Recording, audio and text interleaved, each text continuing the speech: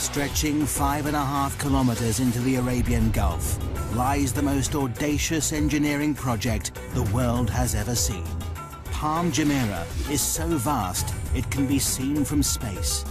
Built only from sand and rock, threatened by earthquakes, violent storms and erosion from the sea, it's remarkable that Palm Jumeirah exists at all. If God had wanted an island in the shape of a palm tree in the ocean, he'd have put one here. Engineers must race against time and battle constantly with the forces of nature. This is a megastructure they thought could never be built.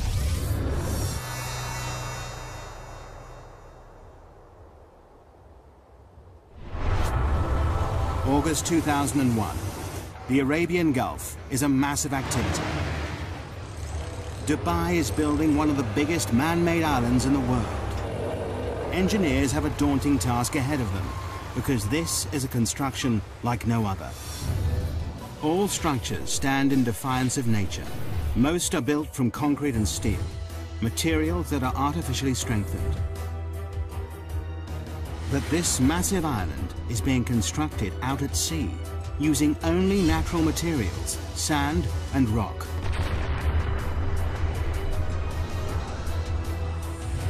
And both start eroding the moment they hit the water. For project manager Bob Berger, it's a daunting task. Any construction is in defiance to nature, and this is an extreme example of that. Every day, we're trying to prevent the destruction of what we built. The Middle East, Dubai, the jewel of the Arab world. A kingdom built on the profits of its oil reserves. This tiny emirate, twice the size of London, is one of the richest places in the Arab world. But it hasn't always been like this. 50 years ago, Dubai was a trading town built on a creek. Over half a century later, it's been transformed. Now it's famous for gold, trade, and oil.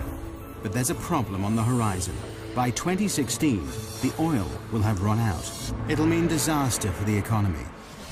Dubai must find a new source of income.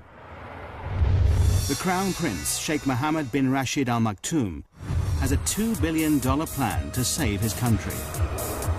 He's ordered his kingdom to transform itself into the world's #1 luxury tourist destination. And the Crown Prince has a history of getting what he wants. To put Dubai on the map, he's already built one of the most luxurious hotels in the world, the Burj Al Arab, created top-class golf and race courses, and is planning the world's tallest building. But now, the Crown Prince's big idea is mass tourism. Dubai seems the perfect spot. It offers sun almost every day of the year, glorious beaches and azure seas. 5 million tourists visit here annually. Now they want to triple this to 15 million. But there's a problem. The coastline is a mere 72 kilometers long. Not enough space for all these extra people. But how do you make your coastline longer? The Crown Prince's plan is to build a massive island, and he wants it done by 2006. This daunting task falls to Sultan Ahmed bin Sulayem. Starting with a blank piece of paper, he draws a circular island. He's delighted. It increases the coastline by 7 kilometers. But for the Crown Prince, it's nowhere near enough. He looked at it was a circular island, which gave us about 7 kilometers of beaches. And he said, why not 70 kilometers? It's back to the drawing board. This time, the Crown Prince works on the design himself, pulling it about to increase the beachfront. Nothing seems right. But then he comes up with an audacious plan. What better for a paradise island than the shape of a palm tree? 5.5 kilometers across, it increases the coastline by a whopping 56 kilometers, 9 times more beachfront than the circular island. But no one has ever built an island this size and shape before. When I first heard of this project, I couldn't believe it. I thought it's incredible. The extraordinary plan is to build a city at sea. The palm will be covered with luxury villas, shopping malls, and restaurants. The crescent-shaped breakwater, linked to the palm by a tunnel, will hold 22 hotels.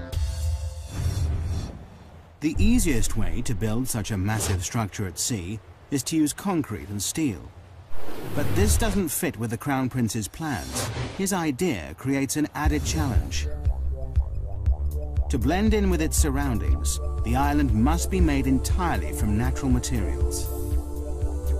The palm-shaped island will only be made from sand, 94 million cubic meters of it. All that protects this from the sea will be a breakwater, 5.5 million cubic meters of rock. Together, there's enough sand and rock to build a 2.5 meter high wall circling the entire world. This may be the only place in the world where something like this could be done, to have the vision and then the courage to carry it through. To make this audacious plan a reality, Dubai needs the best engineers on the planet. A worldwide search leads to Northern Europe and Holland. Experts in land reclamation, the Dutch have increased Holland's landmass by 35%. The Dutch team are immediately booked for the job. The first thing they must prove is that it's possible to build an island out in the Arabian Gulf and that it'll stay there. They know the only way to keep the island in position is to surround it by a breakwater. But just how big does this sea defense need to be? To find out, researchers must calculate the strength of Dubai's storms, the height of the waves and tidal surges, and what effect global warming will have in raising the sea level.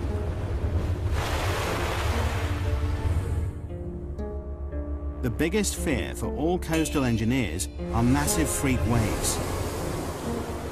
These waves build up over long distances, pushed by persistent winds and large currents. They destroy nearly everything in their path. But the island builders are lucky. The research team has worked out that the Arabian Gulf is the perfect place to build this megastructure. On average, the Gulf is only 30 meters deep, and it's only 160 kilometers wide. It's too short and too shallow for catastrophic waves to build up. But the team know they will get Shamal storms. Every winter, these intense northerly storms bring high winds and 2-meter waves that will batter the structure. Researchers must also factor in the worst-case scenario, the storm that hits once in 100 years.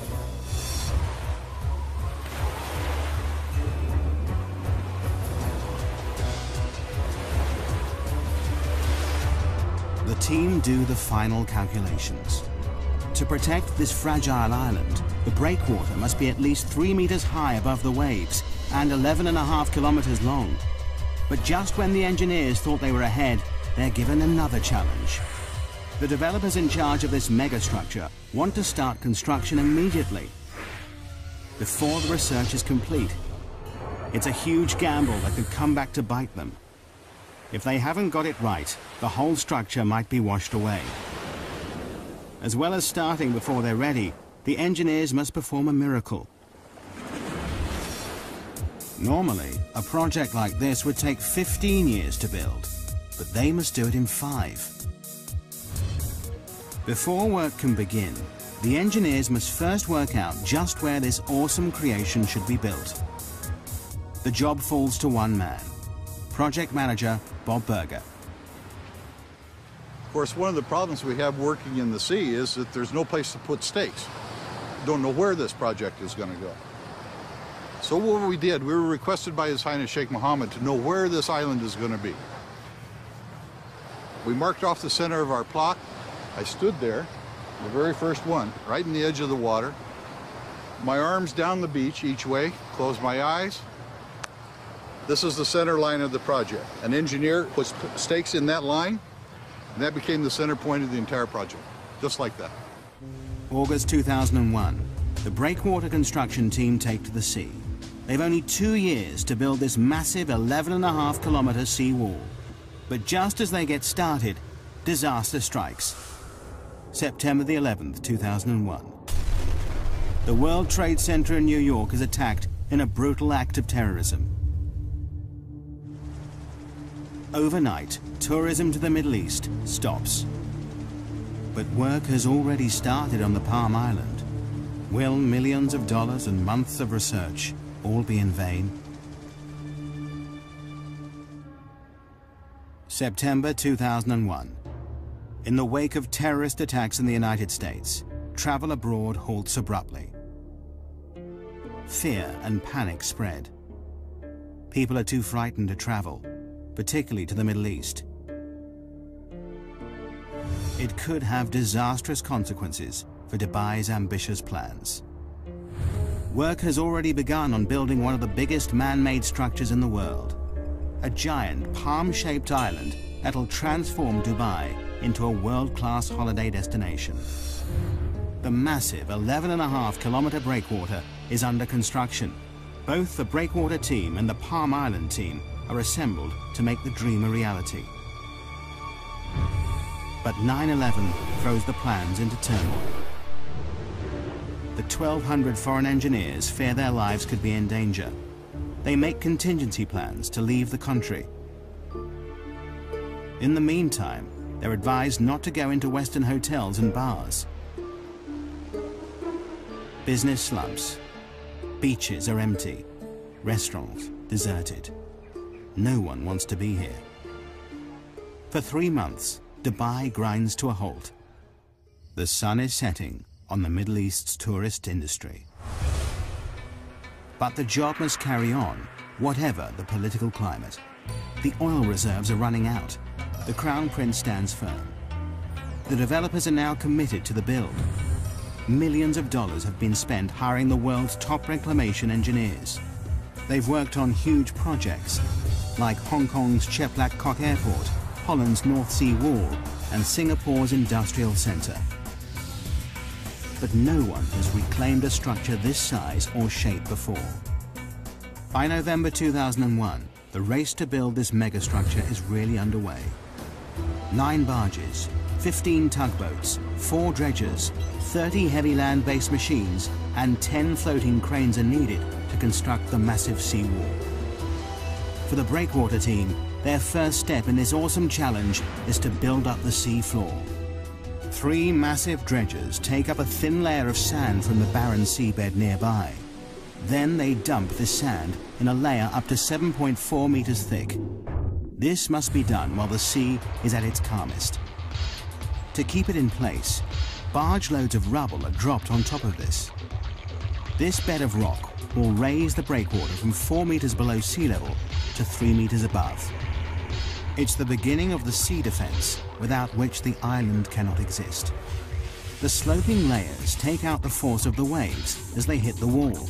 But the sand and rubble layer is only the base, the core of the breakwater. What really creates the protection is the outer armor.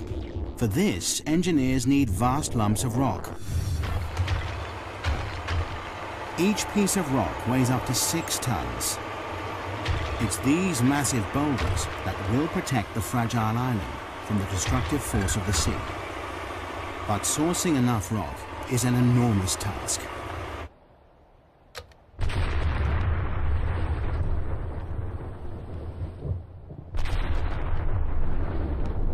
Excavation teams spring into action in 16 quarries across the United Arab Emirates.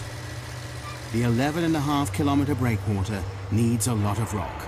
5.5 million cubic meters of the stuff, enough to build 2 Egyptian pyramids.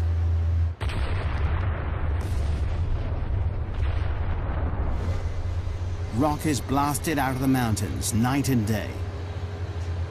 Loaded onto dozens of lorries, it begins the arduous journey to the coast. Here, the rocks are immediately piled onto barges and shipped straight to the construction site. It takes less than 24 hours for each rock to travel from quarry to breakwater.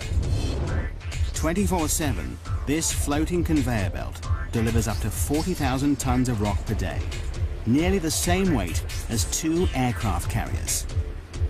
The density, size, strength, and permeability of each boulder is crucial. This stone wall must last for centuries. There's no concrete or steel holding these rocks in place. These vast boulders are not just dumped in position, Graded by size and weight, it's the sheer volume that keeps them here. Positioned by cranes, each rock must interlock with the next to withstand the full force of the sea. Constant checks are needed to ensure the breakwater is in the right place and the rocks are stable. The only sure way to do this is to send in divers to pinpoint and check every meter of it. Nothing about this megastructure is left to chance. Any movement could cause the rock to crack and the wall to disintegrate, leaving the whole project vulnerable. A detailed study of the breakwater rocks below the water is noted. Divers are looking for signs of fatigue on these 6-ton boulders. Their fear is that some will have splintered or been knocked out of place by strong waves when they were put here. Every 27 meters, a diver surfaces to record the location of the rocks they're checking. The reading is taken from a man based on land, but so far this section of the breakwater stands firm. January 2002. 6 months after work began, a large section of breakwater stands proud 4.5 kilometers out at sea. For everyone involved, it's an exciting time as the dream becomes reality. When the first breakwater came up, of course, we all went out there. We had to stand on it. This tiny little precipice of rock in the middle of the ocean, and look back at Dubai and say that this is the beginnings of our job. It's a momentous achievement for the team, but there's still over 10 kilometers of this vast sea wall to build. The engineers are jubilant, but their happiness is short-lived. Winter is closing in. With a schedule of only 2 years to complete the breakwater, the last thing anyone needs is a delay. Winter in the Middle East brings shamals, great storms with winds of up to 56 kilometers per hour. Wind shifts are sudden, whipping up the sea, bringing torrential rain, violent thunderstorms, or blinding dust storms. On land, little can move. Out at sea, things are even worse. Massive waves batter the boats that need dead calm water to place the sand and rock with pinpoint accuracy. We had to seek shelter in the very little shelter that we had built. Engineers planned for the bad weather, but the storms of March 2002 are worse than they feared. Everybody crowding around trying to protect themselves from the storms. The boats find shelter, but more worryingly, will the breakwater hold? It's a nail-biting time. Over the next 3 weeks, the storms are relentless. All the engineers can do is watch and wait. The breakwater stands firm, but the schedule is slipping. The construction team is 3 weeks behind, and the pressure is immense. Every second counts.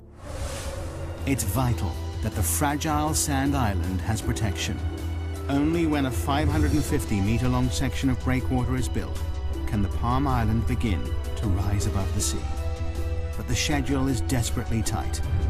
The entire megastructure must be complete by 2006. They have 2.5 years to create the island and breakwater, and just 2 years to build the city on it. The only way to meet the deadline is for both the breakwater and the island to be built at the same time. It's not an ideal situation. It will mean that throughout the build, the Palm Island will have the bare minimum of protection from the sea. But the engineers have no choice. The deadline is set. While the second team, building the island, wait for the protective breakwater to be built, they keep ahead of schedule by laying the sand foundations below sea level. But now, 8 months after construction began, they are desperate to break the surface. Finally, April 2002, the first 550-meter section of the breakwater rises 3 meters above the sea. At last, the builders of the Palm can step up the action and bring the island above sea level for the first time. To complete this massive island, Team 2 has the awesome task of finding 94 million cubic meters of sand to create their island, enough to cover the whole of Manhattan 1 meter deep. It's an enormous job in itself, but finding the right sand is an added headache. Dubai has more sand than it could ever need. But there's a problem. Desert sand is the wrong material for the job. It's too fine. The particles won't cling together. It means that the vast sand island would simply wash away. The engineers must look elsewhere. The best sand for the job is found 6 nautical miles out at sea. This sand is much more suitable. It's coarse, packs densely, and is more resistant to wave impact. They will dredge sand from the Gulf seabed. And there is an added benefit. The dredgers will spend less time transporting the material to the construction site. In just 3 hours, a dredger travels to and from the site, scoops up the sand, and sprays it into position. It works a 5 square kilometer area, dredging up the top meter of the sea floor. It takes less than an hour to fill the 8,000-ton tank with sand. The sand is then pumped through a pipe and sprayed into place at 10 meters per second, enough to fill an Olympic swimming pool in 4 minutes. The process is called rainbowing. The island construction team work round the clock to keep to the tight schedule. Night and day, the island grows bit by bit. The rainbowed sand builds into a sandbar, rising up to 4 meters out of the water. But for the engineers, there are mixed feelings. Is the shape of the island progressing as planned?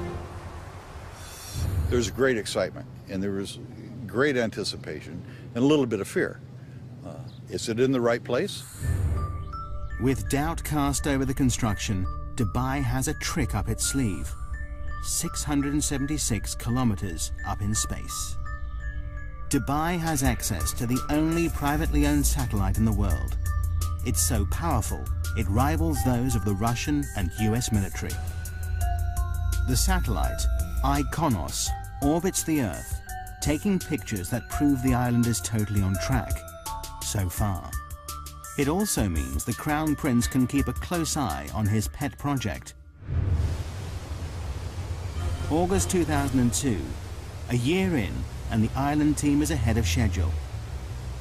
8 kilometers of the breakwater stands firm. 8 palm fronds break through the azure seas. But it's a grueling and difficult process. Rainbowing is a common operation in land reclamation. But this is no ordinary reclamation project. There is no mold for the palm shape and no fixed points to get bearings from. The unique shape makes it a nightmare to build because the whole design relies on accuracy. This enormous structure has 56 kilometers of waterfront and almost all of it is curved. To make things more difficult, it's impossible to tell from the ground if the sand is falling in the right place. The only way to complete this task is to use state-of-the-art technology. Prior to GPS, we couldn't have done this job. There are only 2 straight lines in this project. All the rest of them are curved. It's all down to a team of 5 men who walk the perimeter of the island every day as it takes shape. It's grueling work. Summer temperatures reach a searing 48 degrees Celsius. Humidity hits 95%. With heavy packs strapped to their backs, these mobile receivers create a grid reference for the island. Receiving signals from space and a fixed position on land, the height and position of the sandbars is recorded. With these coordinates, dredgers can sail into the exact position and rainbow the sand with pinpoint accuracy.